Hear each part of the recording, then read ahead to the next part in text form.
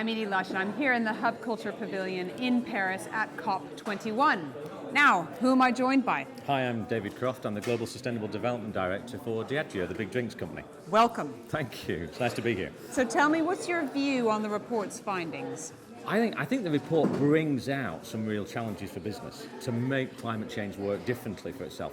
And it's showing that people have dealt with the low-hanging fruit, but they now need to be much more innovative. And it's the appetite for innovation that the report calls out. And will people have the appetite to take those big step change, transformational steps?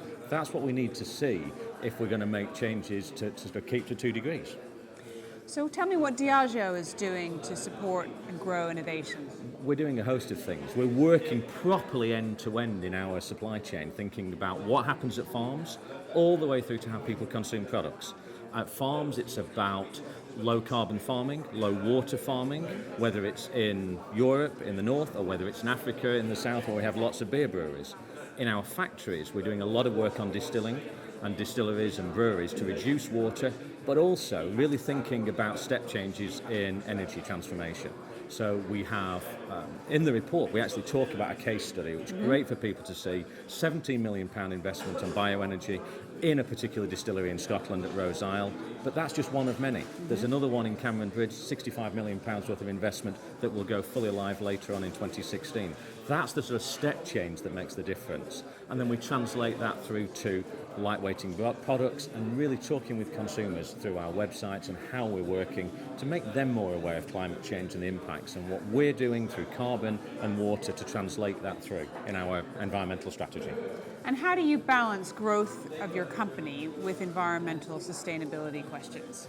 It's really valuable from my point of view looking after sustainability, that the board, the chief executive, the leadership team see sustainability as part of the long-term success of the business. So we connect our performance ambition, which is about being the best performing, the most trusted, the most respected FMCG company, with our sustainability agenda.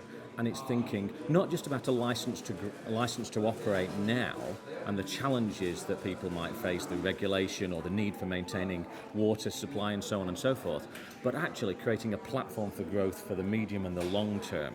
And so we've set ourselves 2020 targets that talk about 50% absolute carbon reduction, for example, but that's just another stepping stone on a journey to 2030 and thinking beyond to an environment that is low carbon, low water. And the board is fully supportive of that. So when they look at those big step change investments, they're thinking about that medium to long-term necessity to position Diageo to be the best it can, not just now to deliver performance now, but to be really, really well placed for performance in the future. Can you imagine being fossil fuel free? Well, the Rose Isle factory virtually is. 50% now comes from that. The Cameron Bridge site, we've seen numbers at 80 to 90% when it works. We're pretty confident it'll not be far off. So yeah, we're keeping an eye on that and working it hard. Thank you very much for joining me here at the Hub Culture Pavilion here in Paris, and I'm Edie Lush.